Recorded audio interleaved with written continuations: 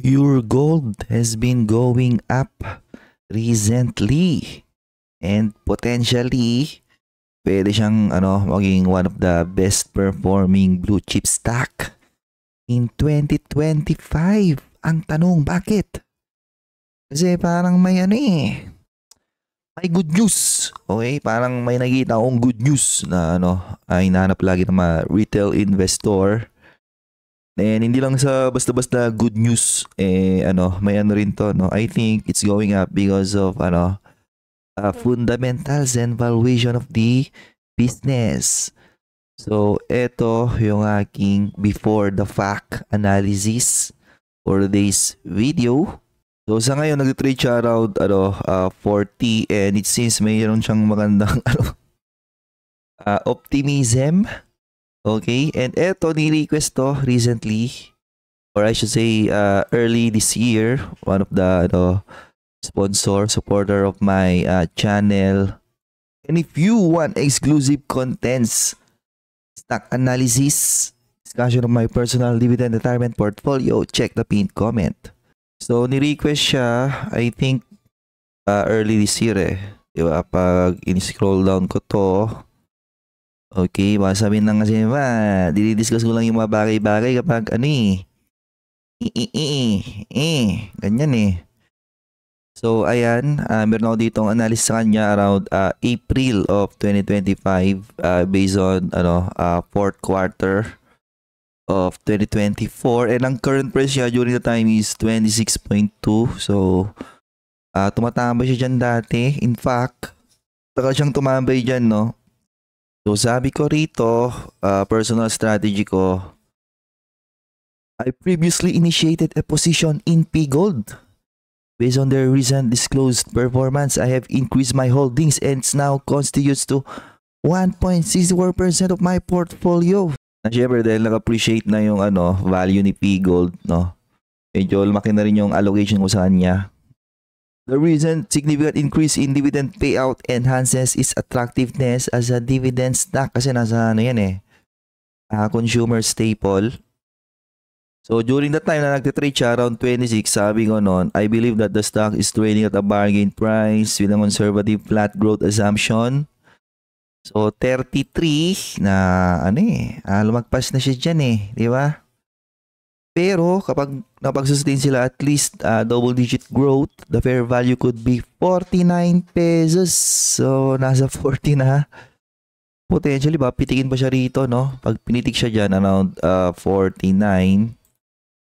Dito, that's 23% upside.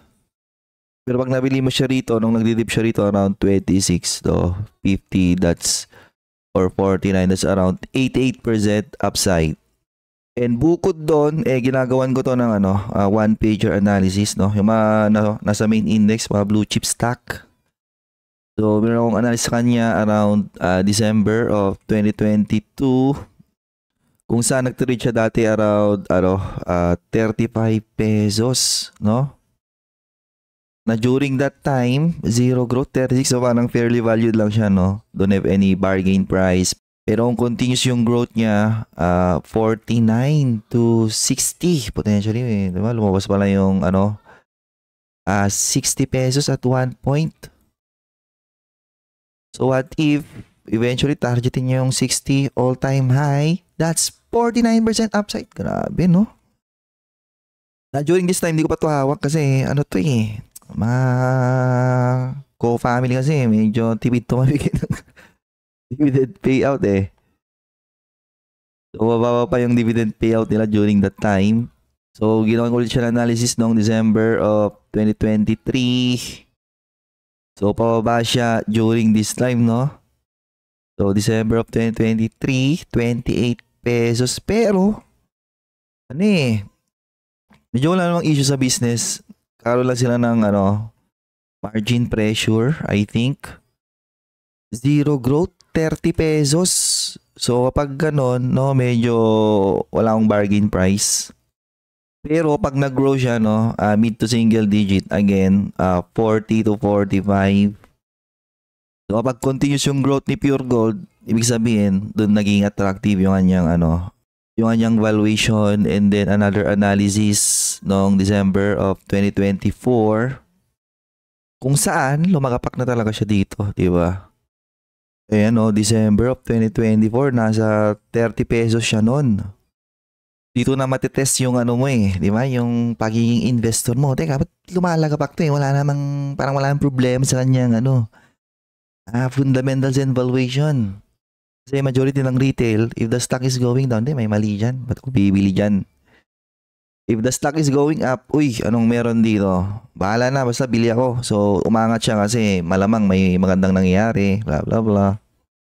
So, December of 2024, nag-reach around 30 pesos. In fact, lumagapak siya dito.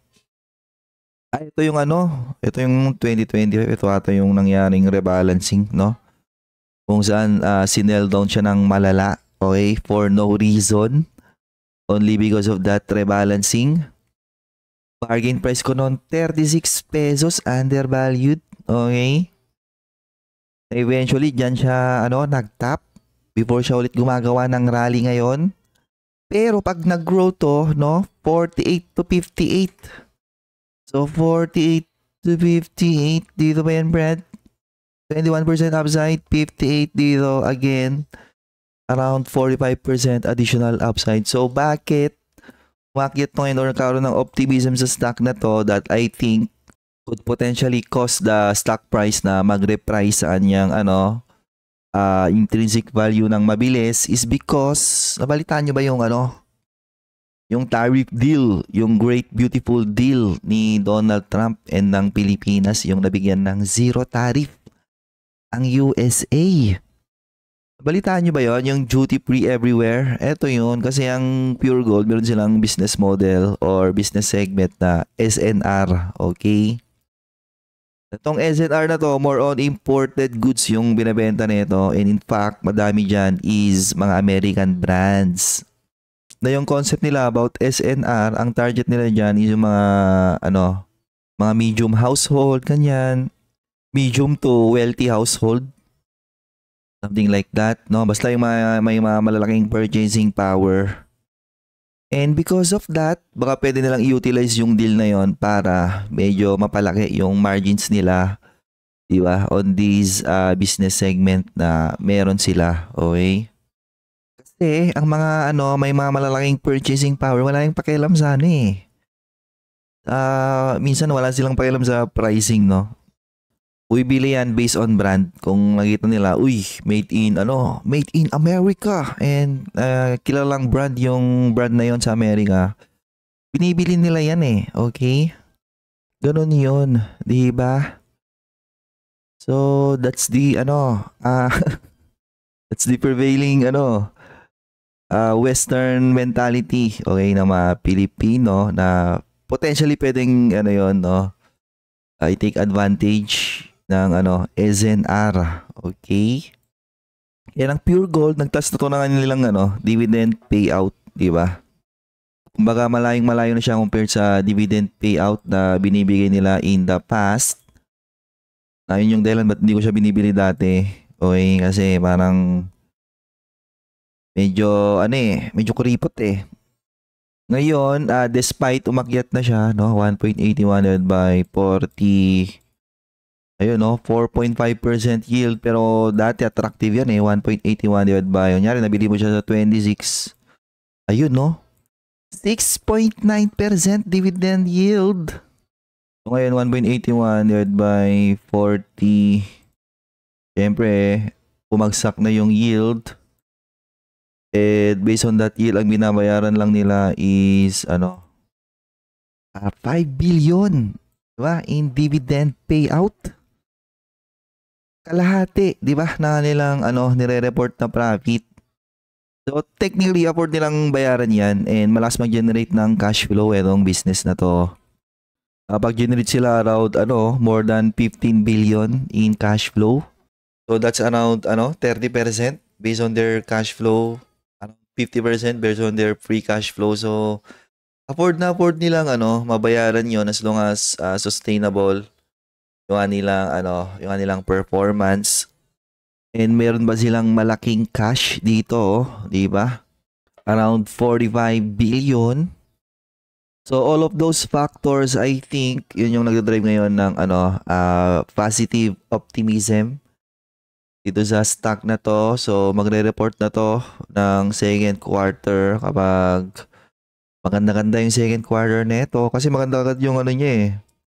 Q1 niya eh. Kung nag-continue yung momentum niya, Q2. Tapos Q3, Q4, assuming nag-materialize talaga yung zero tariff on their SNR, membership shopping segment. Aba, baka mag-all-time high to, di ba? 60 pesos dito. Grabe. Pag nangyari yun, this will be one of the best performing blue chip stocks in 2025. Ang tanong, do you want to follow my analysis on Pure Gold? Check the pinned comment.